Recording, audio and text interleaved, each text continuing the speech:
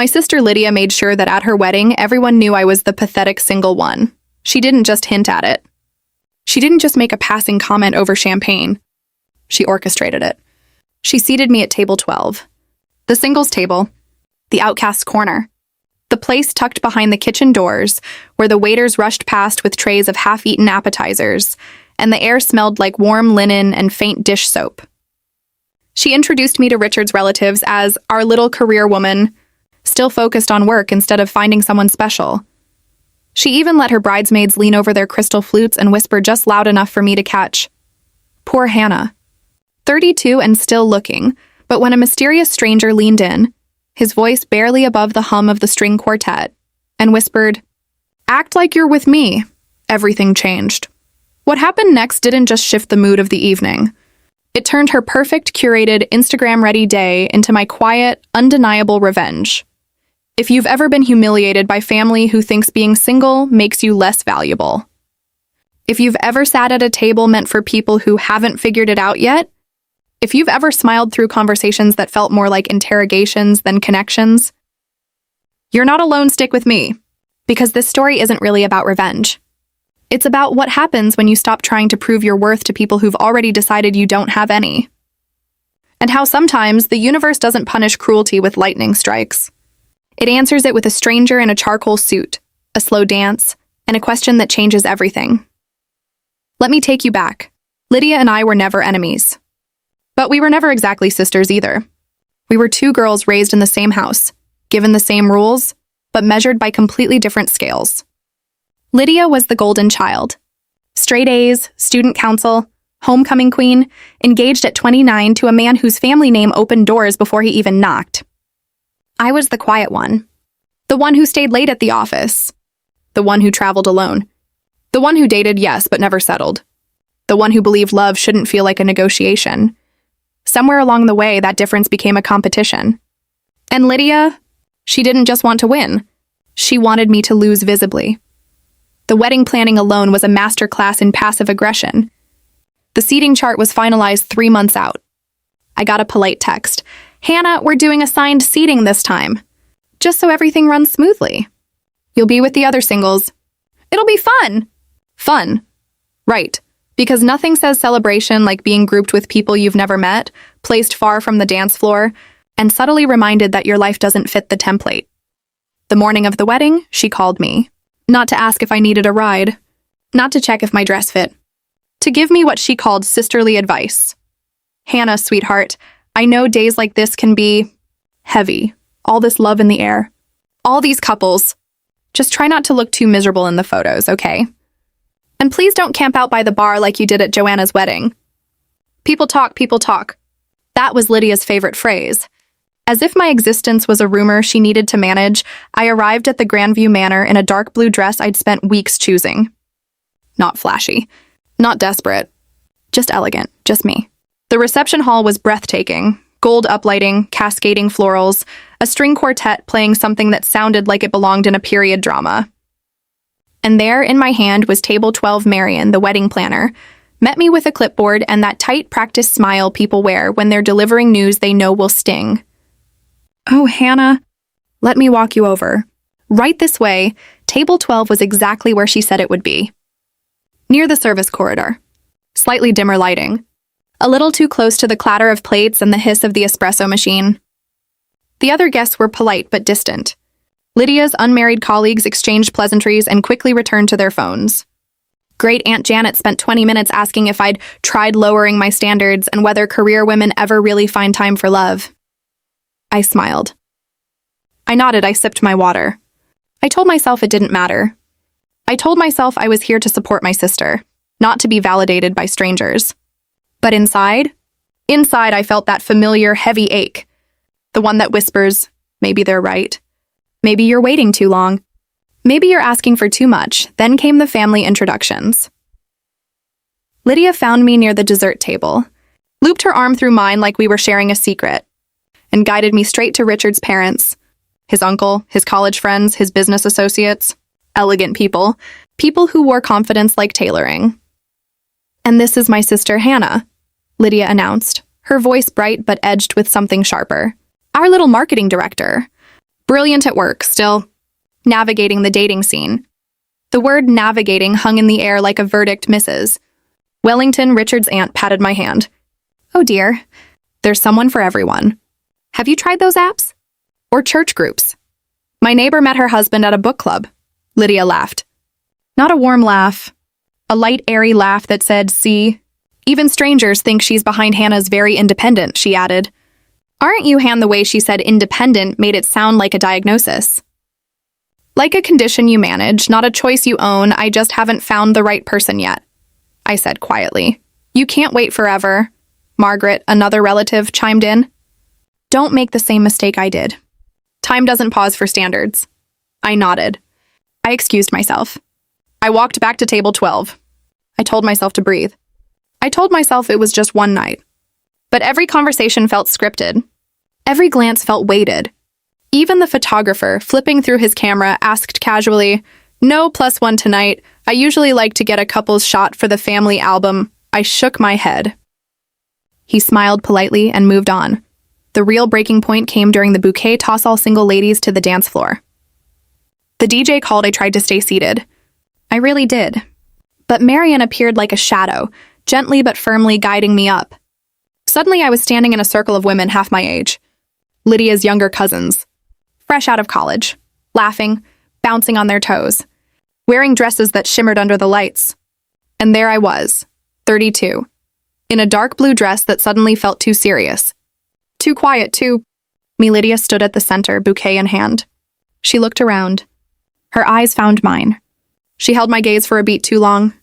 Then she turned, smirked, and threw the flowers in the exact opposite direction, Chloe, a 24-year-old with a sociology degree and a laugh that echoed, caught it cleanly. The crowd cheered.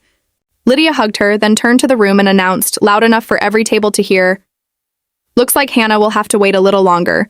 The laughter that followed wasn't malicious. It wasn't even really about me. It was the kind of laughter that comes when people feel relieved it's not them. But it hit me like glass scraping across skin. I felt it in my throat, in my ribs. In the sudden, sharp awareness that I was standing in a room full of people who loved me, yet none of them saw me. Not really. I walked back to table 12. I sat down. I stared at my hands. I fought back tears that had nothing to do with sadness and everything to do with exhaustion. The exhaustion of being the family's quiet project. The exhaustion of smiling through conversations that felt like audits. The exhaustion of wondering if standards was just a polite word for unlovable. In that moment, I seriously considered leaving. Not dramatically, just quietly. Slipping out the side door, getting in my car, driving home. Before anyone noticed. Before Lydia got the satisfaction of seeing me break, I reached for my purse. My fingers found the cool metal of my keys, and then a voice, low, calm, right behind my ear act, like you're with me. I turned. He was tall, easily 6'2". Charcoal suit, no tie. Dark hair swept back just enough to look intentional, not styled. His eyes were warm but sharp, like he'd been watching the room, not just passing through it. He didn't smile. He didn't flirt. He just held my gaze and waited. Excuse me. I whispered. Your sister just spent 10 minutes telling my business partner how worried she is that you're alone, he said, sliding into the empty chair beside me. I'm guessing you didn't ask her to share your private life with strangers. He was right. I could see Lydia across the room, gesturing toward our table while laughing with Richard's college friends. She was probably explaining how tragic it was that no one had claimed me yet. You don't mind, do you? He asked. His tone was light, but his eyes said he'd already decided. I shook my head. Too surprised to speak. Too tired to argue. For the first time all night, I didn't feel invisible. I'm William, he said, extending his hand. Richard's cousin from Boston. And you're Hannah. The sister who apparently needs rescuing from a lifetime of singledom despite everything. I laughed. Actually laughed. Yeah, that's me. The family's charity case. Well, he said, leaning back, draping his arm casually over the chair behind me. Not anymore. He didn't touch me. Not really. Just enough to make it look natural. Just enough to shift the energy. And almost instantly, I felt it. Eyes turning. Whispers pausing. Lydia, mid-sentence with the wedding planner, did a double take. Her smile froze, then cracked. then reassembled into something tighter. She excused herself and walked over, her train sweeping the floor like a warning. "Hannah," she called, voice an octave higher.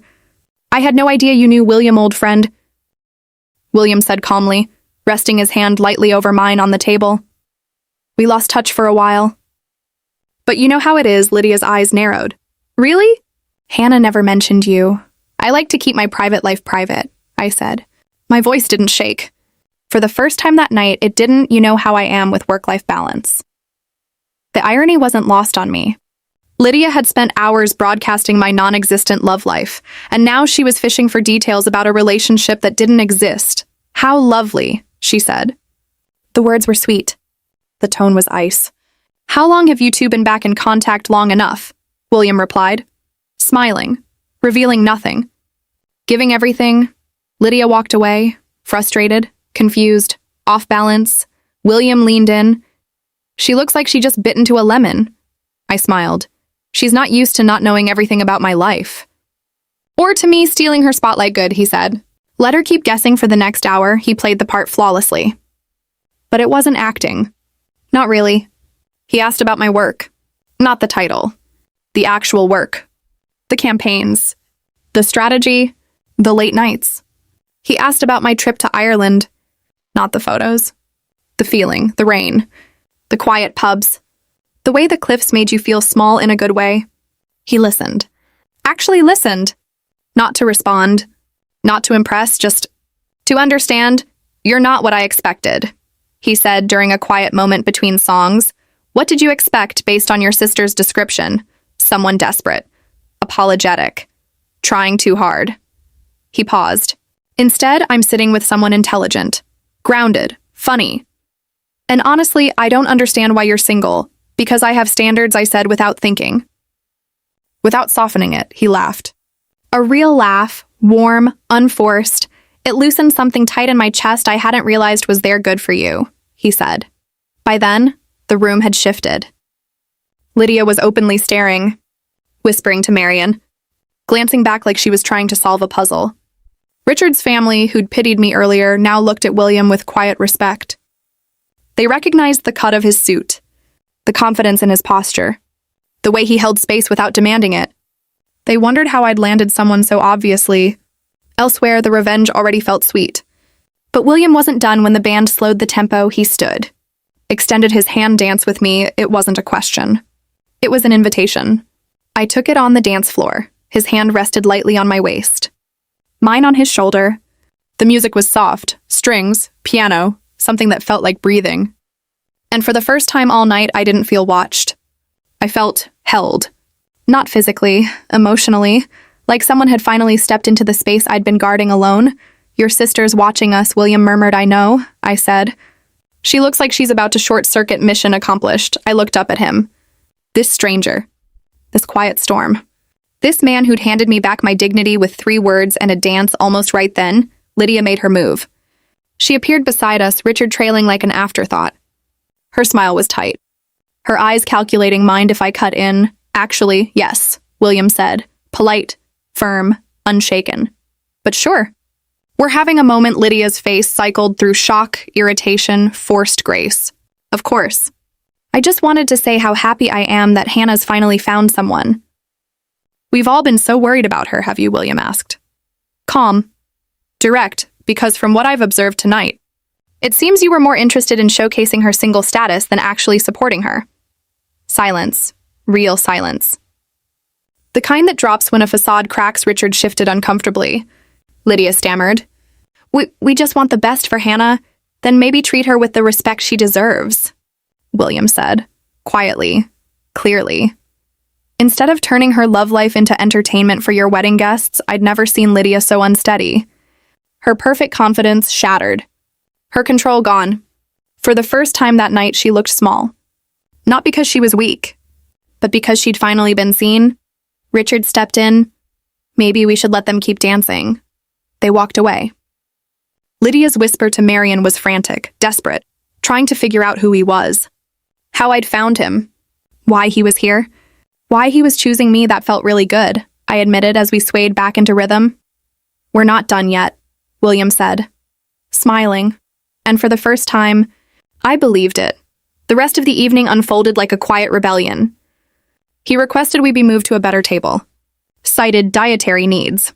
The staff, trained to prioritize Richard's family, complied instantly.